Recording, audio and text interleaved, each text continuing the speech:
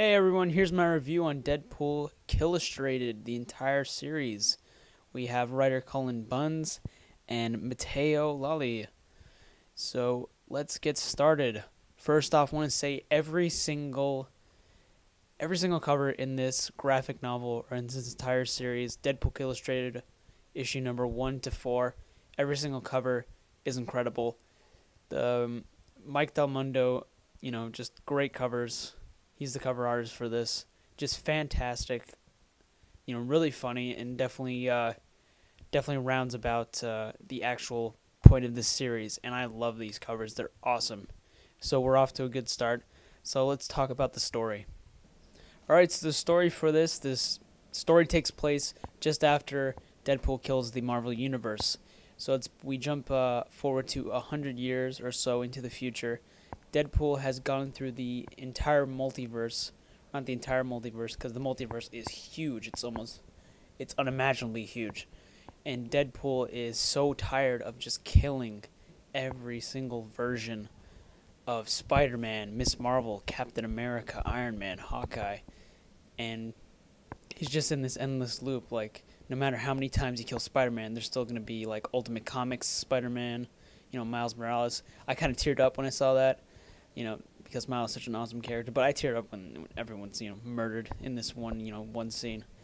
But anyways, we move on and we see that some of the hostage scientists that Deadpool have created a sort of Stargate contraption time traveler that goes to different multiverses that actually was reformed by Man-Thing in Deadpool Kills Marvel Universe.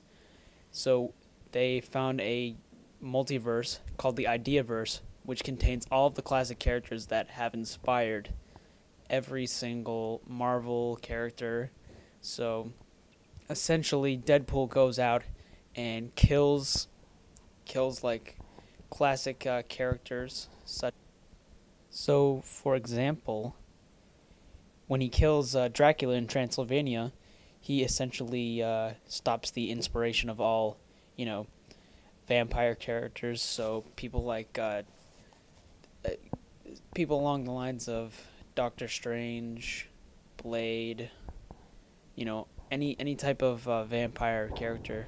And then there's some other examples like the Headless Horseman inspired Green Goblin and Ghost Rider.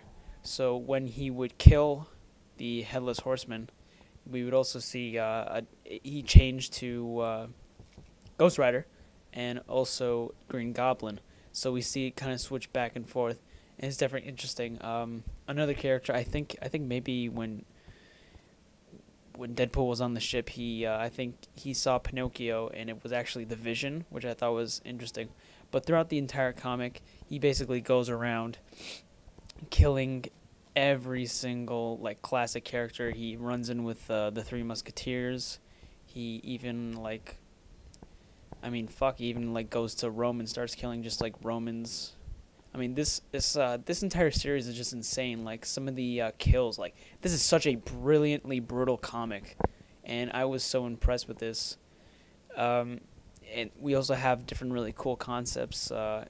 The whole concept of this entire graphic novel and series is awesome.